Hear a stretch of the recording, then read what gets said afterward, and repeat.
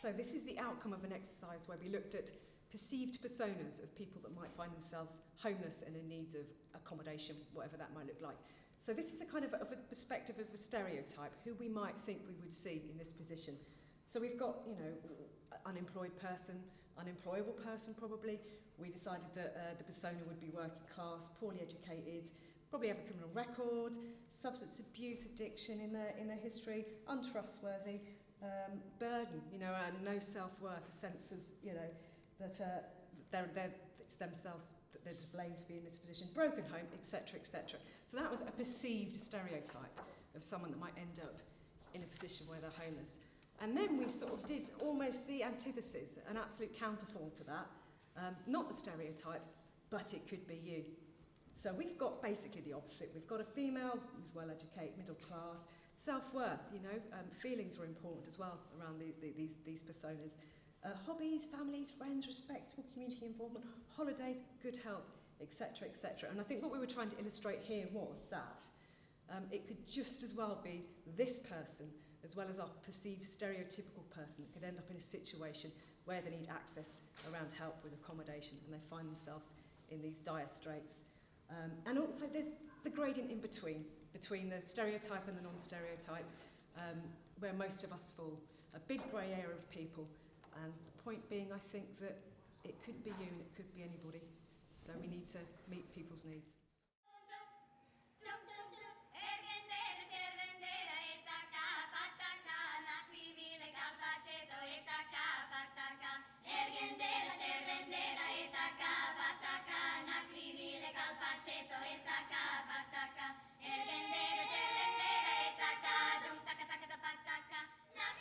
I'm Adam, I'm 35 and I have lived in both hostels and temporary accommodation, various forms of services.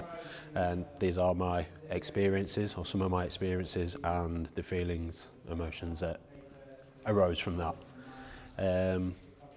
Hostility, the environments are quite hostile to go into. It's going into the unknown.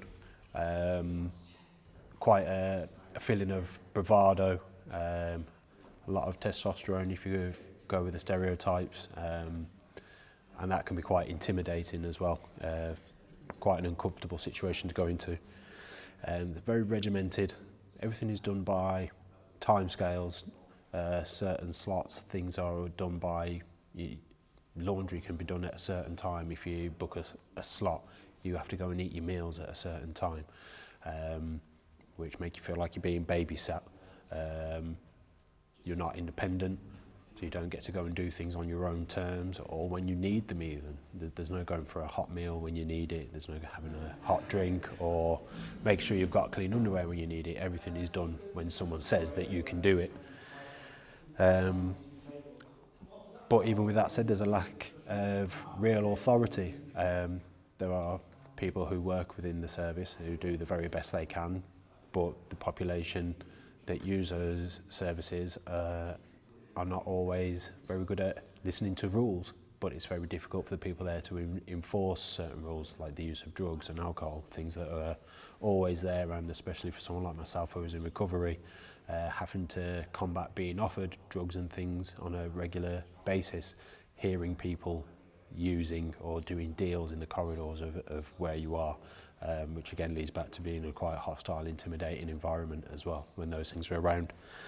The big one for me is dehumanisation. You're no longer an individual or a person.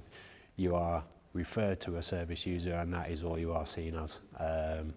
A number, someone taking up a room, and you are made to feel like that you are worth no more than being in that position, which is the worst thing.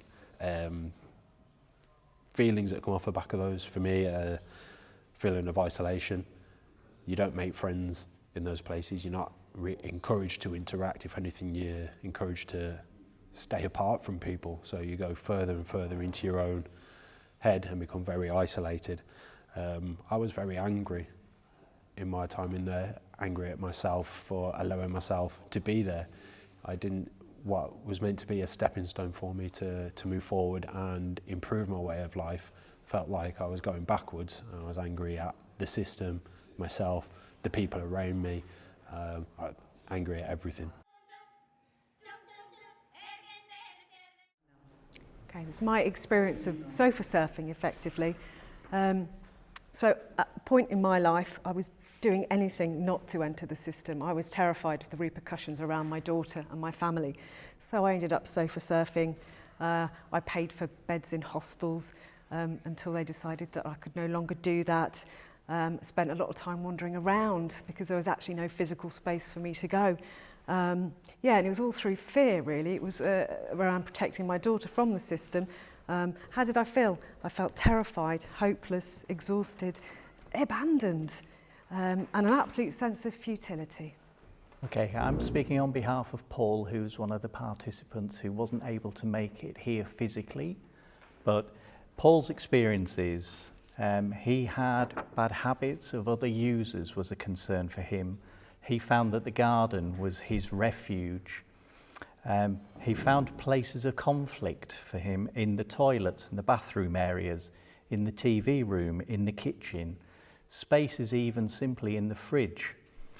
His emotions around all of that time he spent in that accommodation were around his fear and anxiety and apprehensive of others and his own experiences of being in there.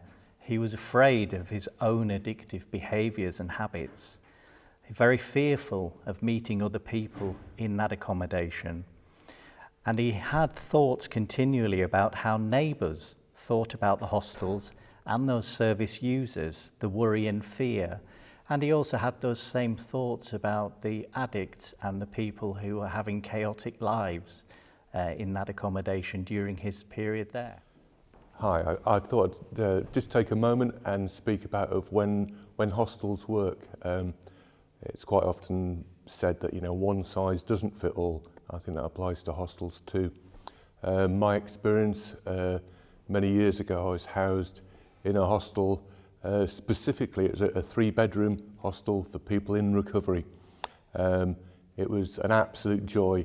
I felt secure in there, supported with a vision, and it was more than just the basic needs being met. I was allowed to grow, and I live the life now because of that. So it's really worth considering those sort of things. That's it. So, when you're designing your next hostel, we asked that we can have a sense of hope, to be shown some empathy, feel valued where we live, that we are no better and no worse than you. When you worked with us, have some compassion.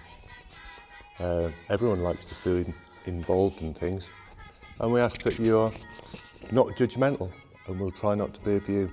And last of all, let's all have a bit of flex.